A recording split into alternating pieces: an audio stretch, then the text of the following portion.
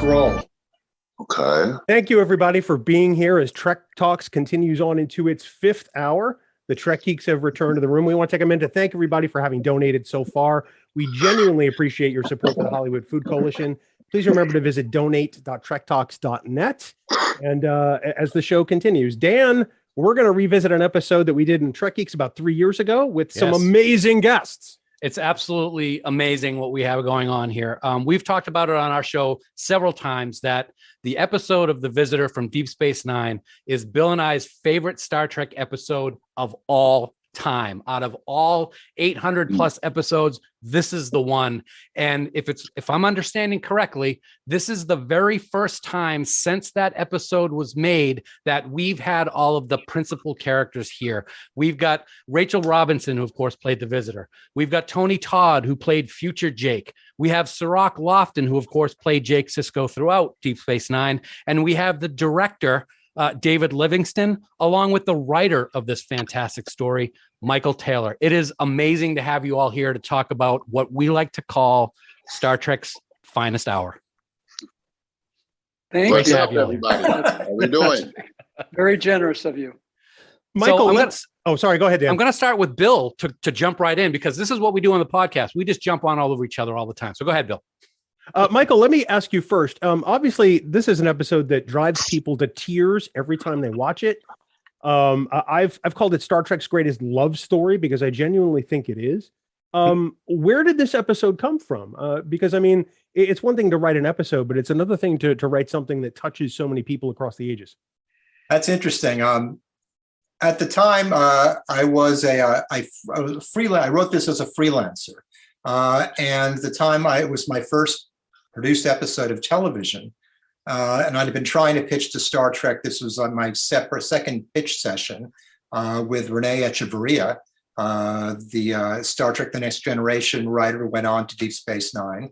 And in fact, he did the reason that everyone is crying is because his second draft of my script as a freelancer was just so amazing. But I was a musician in New York at the time, and I was trying to come up with pitches, and I remember just hearing this maudlin Harry Chapin song called "Cats in the Cradle." I don't know if anyone remembers that, but it's about a guy. Yeah, this guy's got no time for his son, and the kid grows up to be just like him and has no time for him. And the refrain is like, "My son grew up just like me," and it's kind of a sad realization that there was no connection. And I sort of started tearing up, and then I realized my relationship with my dad was nothing like this. So there was no real personal connection there. But it got me thinking about how maybe from a parent's perspective, that you talk about your kids growing up. It's so fast, as if it's a series of snapshots. And then I started thinking, what if through the magical science fiction of Star Trek, that could be a reality? That sense of only seeing your parent, in this case, in glimpses, could be something that warps your life and sets you on a whole different path. And that was sort of the genesis of this idea. It's an amazing idea. And one of the things that gets me, of course, Tony, we know you from so many different Star Trek roles that you've done. You play the big, tough Klingon and Kern and everything like that. But you're playing a role in this episode where we get to see future Jake and just the emotion that pours out of you in just about every scene, especially the ones with Ben Sisko, of course, with Avery. What was it like for you to be able to take that part of Jake that you would watch Cirroc play and make it your character and have that special bond with Avery/Ben that we saw with Cirroc and Avery? Well, first of all, I want to give props to everybody that's on this panel. I still can't see who's exactly here, but I saw the names. Cirroc, thank you for allowing me to watch the videotapes of the connection you had with Avery long before I stepped on stage. David, thank you for guiding me and having faith. Rachel, thank you for being the first person that I was able to speak to and open the doors. I was going through a dramatic period in my life. The woman that had raised me had passed away about 2 months before the project started, and I was literally inconsolable. And out of the blue, this opportunity came my way, and it was like every now and then in an actor's life, there are cosmic things that happen that when you look back on, you realize this is why I had to do this particular part. She got me to get off the couch and cancel that depression and get out there and honor me, because before she passed, she got to see that I was on the way to becoming slightly successful. And so the whole thing for me was to give her homage. Also, Avery and I had an interesting relationship. I actually got fired from the show of his, the spinoff from Spencer Hawk. And it was about a year and a half before that. And I remember the day they fired me, Avery came up to my hotel room. He said, "We need to go outside. We need to fight. We need to fight because I'm the reason you're getting fired because you're too damn good." And I said, "Wow, man, I know it's the first episode, but, give me a break." So when I arrived on set for that show, the first thing I told Avery, I am not going to get fired from this one, okay? So let's bring our A games. And the role has followed me throughout my career. So I appreciate not only The Visitor, but my entire time on Star Trek and working with talented people like everybody in this panel. Melanie, you had the unenviable task in this episode of sort of coming in as a relatively young actor and working against somebody like Tony Todd, who's amazing, and Cirroc Lofton, who's amazing. And what was that like for you to come in so early in your career? Yeah, that was basically my first job, professional. I mean, besides theater and a couple little tiny things. And so it was, but it was so beautiful because it was Melanie. That was what Melanie was doing, and Tony was. I mean, Tony was the like, that is like the greatest gift you could ever give a young actor is Tony Todd. Like there he is, completely his heart wide open, and so nurturing, which is what like that's what this girl needed. The girl, Melanie, and me. Was a little mentoring, a little nurturing, and it worked out. I'd say. Yeah, it definitely did. Cirroc, we've often talked about the fact that the relationship of Jake and Ben is one of the most beautiful relationships in all of the relationships we've seen in Star Trek. The bond that you two have as the characters, but also as actors was apparent from the very first time we saw you as this tiny little kid sitting on a dock all the way up through the finale. And I got to say, what was it like for you to do some of these scenes? The one that always gets me the most, other than the end scenes with Tony as future Jake, is when you're in sick bay and Ben is on the table and he looks at you and says, "How you doing?" And you just break down and just like kind of melt into him. What was it like doing these scenes with someone that you have such admiration for and work so closely with for 7 years? Well, I guess in this specific incident with this episode, it was difficult. And the difficulty for me was to place myself in the frame of mind where I would be losing him. And ultimately, that's what the story is about and what grips you when you read the script. This was one of, if not the only script that I can recall reading and having tears kind of dripping onto the pages as I was flipping the script. And so that emotional challenge for me to have to place myself in that state of mind as a child meant for me to just be there and kind of imagine something that I had really didn't experience. So that was a challenge. I can only imagine. I mean, it's especially when you work so closely for that amount of time to kind of put yourself in your character's headspace of his father disappearing and not knowing what's going on. I can't imagine what that must have been like. David, so you've got this amazing script, you've got this incredible cast. What were your first thoughts when you saw this script, and then how did you proceed to kind of put it all together?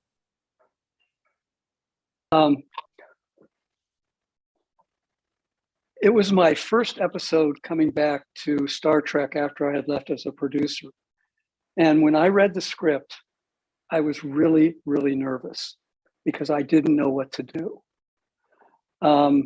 Rick Berman always said to me, you just want to go out and wreck something or blow up something. Now I had this piece of material and I didn't know what to do. Steve Oster came to me, who would replace me as the producer on the show, and gave me a pep talk. And I went home and I reread the script and I was trying to find my emotional connection to it. And I looked over at my son, Brian, who Cirroc knows and used to hang out with on the lot.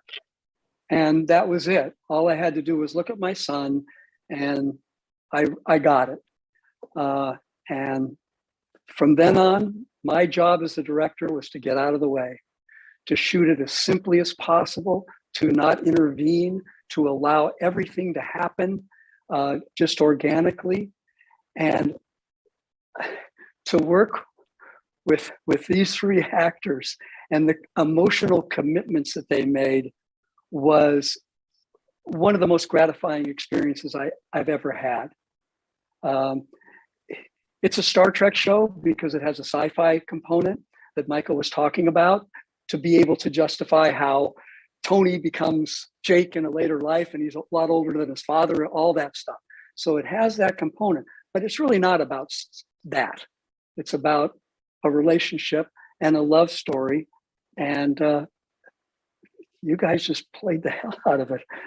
Rick Berman called me into his office after the show aired, and he said, called me into his office, and he said, I got to talk to you. I said, yeah, Rick. Closed the door. And he said, you made my wife cry. that was Rick's compliment to me, but it was because of this Tony Todd guy, this guy Cirroc, this woman Rachel, and the relationship that you guys had. I remember I also didn't know how to prepare for this, because you never rehearse in episodic. You just don't have the time.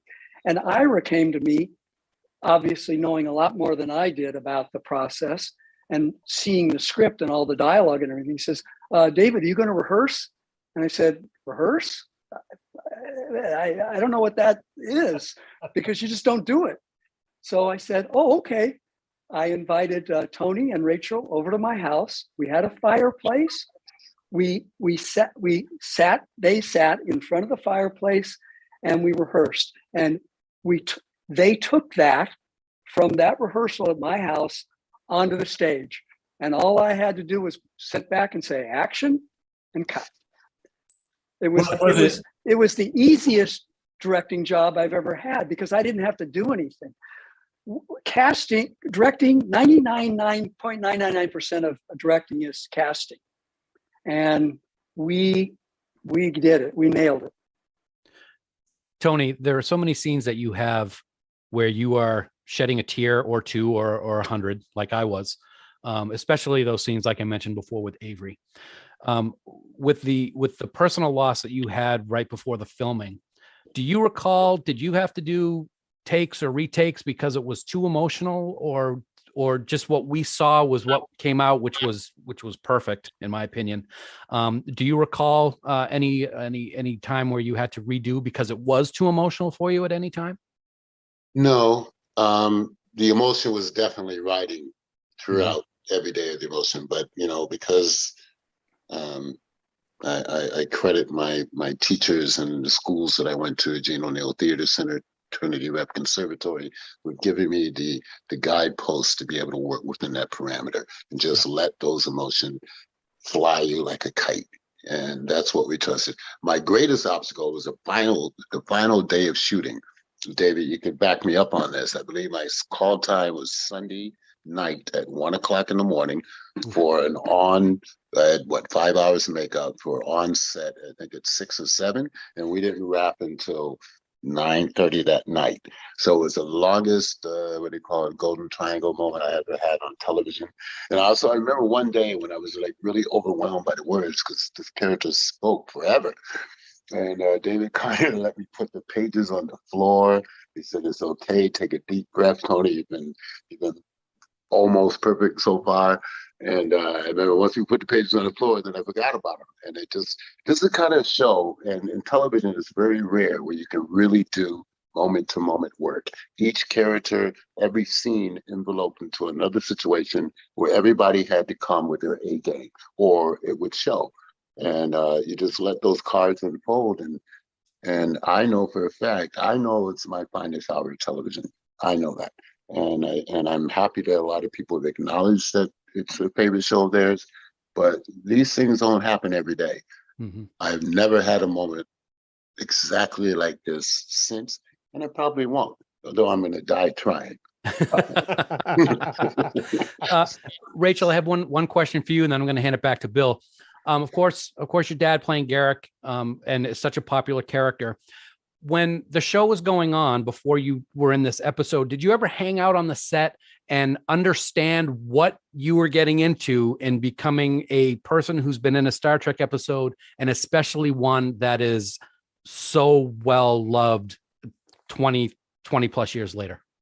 How could you know that? I mean, how could anybody know that? I don't even think I had no concept of how.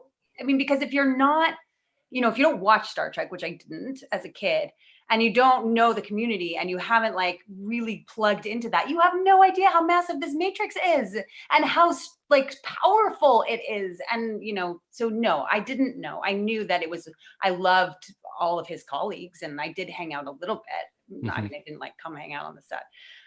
But I had visited, if you will. But the thing is that, that it was such a rewarding experience. I mean, it's like you said, it was one of my first things. So it was kind of like, oh, this is what working on television is. And, that wasn't what working on television was me. It was this incredible moment. And in a way, it kind of ruined me. But I'm back. I'm back. I'm doing television again. But it was like Tony said, it was this extraordinary thing that doesn't happen. I didn't know it didn't happen. I thought this is like all these extraordinary, wonderful people who just are so open and so kind and so patient that's just how it was. And then the fact that when it came out, it was this thing, and that people were writing me letters and telling me that I touched them and that I was important to them. It was very overwhelming. And and with my dad too, and watching how beloved Garrick has become over the years, more and more, and in a more kind of refined way, it's a beautiful living thing. And we're so grateful for it. Like our family is so just grateful for it, for the love, the people that we have met, the friendships that we have made. It's a really special community. So. Oh, absolutely. Absolutely. Michael, so I live here in New Hampshire, where J.D. Salinger lived for years and years and years in the town of Cornish. And is framing future Jake as Salinger intentional? Is it purposeful? Is that kind of the inspiration for how we entirely intentional? Yes.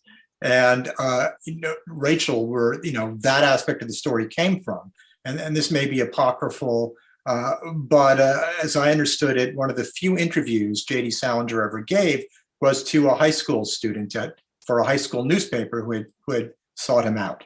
And I thought, would it be how interesting would it be if a character like that, an aspiring writer, is able to meet their hero, and on the most, in a way, meaningful and final day of that older writer's life, unbeknownst to her. So that was definitely part of the story. And this idea of obviously, I was an aspiring writer. I'd been a reporter. I was aspiring to be a television writer. I was very taken with Cirroc's character's Jake's desire to be a writer. So that idea of aspiring was very much part of also my connection to the story. And so, the Salinger, the reclusive Salinger-like writer, was very much a part of it. And David, we were just talking about this the other day, but you say you just stood back and let it happen. But at the same time, your fingerprints are on this show in so many ways. It was not scripted as a dark and stormy night, as you put it. That was your decision. It makes me think that rehearsal around your fireplace translated very, very directly into the scene on that set of Jake's home. But yeah, it made it come alive for me. That's a different experience, by the way, as a writer, actually seeing your produced work with great actors and great direction. It's kind of it was just kind of stunning to me. Thank you, but I do want to say that what gets lost a lot of times because they don't get the recognition.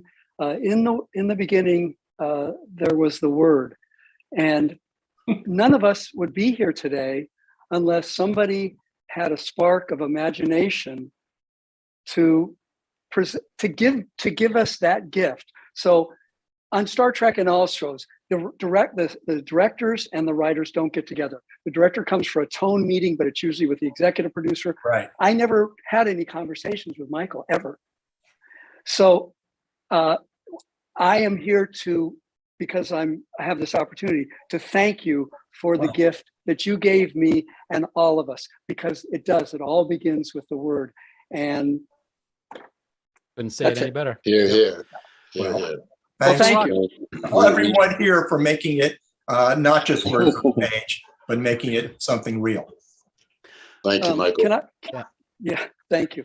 Also, can I just point out a couple of people who aren't here with us anymore, and that's Aaron and Galen Gorg. They were both integral to the episode. Yes. Aaron, bless his heart, got to finally be a captain, and he played the hell out of it. And Galen was so lovely as your wife. And that relationship, it wasn't all through the whole episode, but it was. Piece, but yeah, go ahead, Tony. No, it was the two or three scenes we had was so complete. Galen and Aaron were both wonderful. But everybody, I've never seen such a selfless ensemble of characters, crew. The crew was so respectful during this whole process that we worked. There was no flying around the craft services or loud munching on the set. Everybody was like committed. Nobody knew how far it would go, but we all knew that we were in the presence of something great, I think. And Michael, again, to reiterate what David said, everything starts with the word, okay? Yep. So thank you. Absolutely. Thank you. Tony, what you just said about how everybody was so respectful. Scripts come along where the crew gets it. They understand what the emotional context is, and they react to that. And that was the atmosphere that was given to us. Yeah. Now, there's also one other person involved in this whole process, and that's Avery. And I'm getting a chill now thinking about it. But I was asked earlier today on another panel what my favorite moment in all of the episodes that I was fortunate to direct, my favorite moment, and I'm going to repeat it again, was when the big 2-shot close-up of you and Avery when you die at the end of the episode. I watched the episode a couple of days ago again, and that just really got to me. I was totally divorced from it. I had no connection to the process at all. I was simply watching as an audience member. And man, that moment between the two of you was something to behold. And to go off on that, David, just the dedication of the book to my father who's coming home. That's one of the strongest lines of the entire episode. I think it's great. Yeah.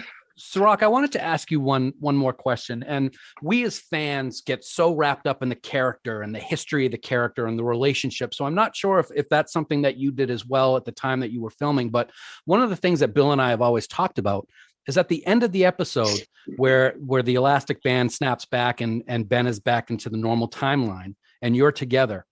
He remembers everything that happened in that future with future Jake.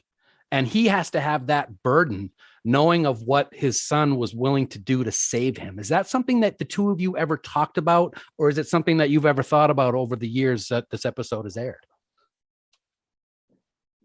I never really talked about it with him, but I'll say that as far as our age difference, Avery at the time is already a father. Mm-hmm. And, I'm still a young adult trying to, find my way. So my perspective is a lot different. It's from the child's perspective, Mhm. and the loss even that is felt in that is from my perspective, from the child's perspective. What am I going to do without my dad? And now as a parent, and having rewatched the episode as a parent, it hits me a lot differently, because now I can actually see it from the parents' perspective, and so I see it from Avery's perspective now. And so that's just a credit to what he brought to the table, his understanding of it. I love the relationship that the interplay between Tony, you, and Avery when you are finally at this mature state, and essentially even older than Avery or Cisco's character. And yet there's still the father-son dynamic, even though you're older than your own father. So I think you played that excellently. Want to compliment everybody here. David, thank you for just making it easy and getting out of the way, because it is a lot to deal with when you're having this much emotion to kind of worry about technicals and small details. Michael, everything that you brought to the page, without the blueprint, you don't have a building, and you provided the blueprint for us to build on. I want to say thank you for that. And the inspiration is just wonderful. I think it's a beautiful thing to know the origin of things. But yeah, Avery's understanding of all of this, his wherewithal, and the subtleties that he approaches his performance with are something that are left to be appreciated and age with time. And that's why, even as I watch it as an adult now, and I know what's going to happen, I know the outcome, it still touches a place inside of me where I can find myself tearing up and being emotional. I can't look at it any other way. And that's just a testament to the cumulative work that all of us put together, Rachel, all of us, Aaron put together. So yeah, it's really special to be able to look back and be proud of something. Amen. I mean, I couldn't have said it any better. Every time I've watched this episode, I have literally bawled my eyes out. I mean, to the point where it's an ugly cry. I mean, it's not just the occasional tear. It is full on weeping for I'm thinking about it now. I'm starting to get a little misty eyed. I just, as a viewer, I want to thank you all for the work you did on this particular episode, because I think it's like David said, it transcends Star Trek. Good drama, good character relationships, good stories stand on their own. They stand the test of time. And I think that that's exactly what this particular episode does. I think that's why it stands apart from so many other episodes, quite honestly. I have one quick wrap-up question for Tony and Cirroc. I mean, Tony, you mentioned getting tapes of Cirroc. Was that weird between the two of you to have one of you playing older Jake and one of you playing younger Jake? Was there a lot to learn mannerism wise? Well, I think we had similar body types. It was just a matter, of the ball being passed back and forth, and I watched his hands. I watched the way he hunched his shoulders, and then at the same time, I wanted to give homage to my Aunt Clara, who had passed. So there was some of her there, and I watched SIP episodes, and I got to talk to both of them on the set, and it was all man to man. And I told Avery right up, I'm not going to be fired. So let's do this, all right, brother. And we made it through. Yeah. I think by the time we got to that final scene, it was like, because we shot pretty much in sequence, which was wonderful. That's my A question. lot of times in television and movie, everything is out of order, but it was so you knew where you were going, you knew where you had just been. And to all the Star Trek fans out there, without you guys, we'd never have a convention world. So we truly appreciate that. And for all the Star Trek conventions I've gone to, thank you for sharing your love for the episode. One of the things that is so great about Star Trek is the fact that its core is family. And this is the embodiment of that in this episode in every way, shape, or form. And it also shows what a great family you all are as as creators, writers, directors, and the actors. So thank you so much for, like I said, it is Star Trek's finest hour. I will die on that hill. So it's just fantastic to have you all here to talk about it. Could not be more proud to be involved with this panel with you guys. And unfortunately, Billingsley is here again. So we got to go back to him. All right. Okay, John. It's Tony okay, Todd. man. Tony He's the Todd and I man were in from Tony Earth. Todd and I were in a movie together called The Man from Earth. It's nice Yeah. to see you, Tony. Good to see you, man. I'm glad those residuals keep coming in. No kidding. And thank all of you for being here today. It means the world to us. When we put this on, we thought maybe we can get a few people to come, and everybody we invited said yes. So All right. our little 2-hour event became a 4-hour, 6-hour, 8-hour event. That's We are great. now up to $23,000 for those folks who are listening and haven't donated yet. That little crawl, if you're hard, if you have eyes like me, an old man, what does that say? Donate now at donate.trektalks.net. Donate. So, can I ask a question? Is this streaming live right now? Is it? This is streaming live. Live, Oh, sir. wow. Yes, So sir. This is Yep. live. How do And I people are follow? watching from all over the world. Okay. The fans, I think, have been tremendous in their support already today. We're well over $23,000. Our goal now, great. I'm hoping that we can surpass $25,000. Couple things. This program is going to be available forever. It'll live on YouTube and Facebook, but the night is fleeting. We've only got about 2.5 hours left. So if you haven't donated and you're thinking charity, I don't know. Let's say bah humbug to bah humbug and change your mind and make a donation. If it's $40, I will throw in an extra 10 to make it $50. How about that? And I'll go even farther. If it's $100, I'll throw in 25 to make it $125. So if you can, keep it coming in for the Hollywood Food Coalition. I want to talk briefly about COVID. When COVID hit, we're showing these wonderful videos that David Livingston made about the Hollywood Food Coalition as interstitials between the panels. When COVID hit, we turned on a dime. We went from an organization that served a hot sit-down meal to an organization that served a hot to-go meal. We expanded our food rescue program. We started sharing food with now up to 100 other community organizations. We handed out masks. We handed out testing kits. We tested people. The video you're about to see is about a vaccination clinic that we run for people, or help to run for people who are living on the streets. Here's the next Hollywood Food Coalition video. Thank you all.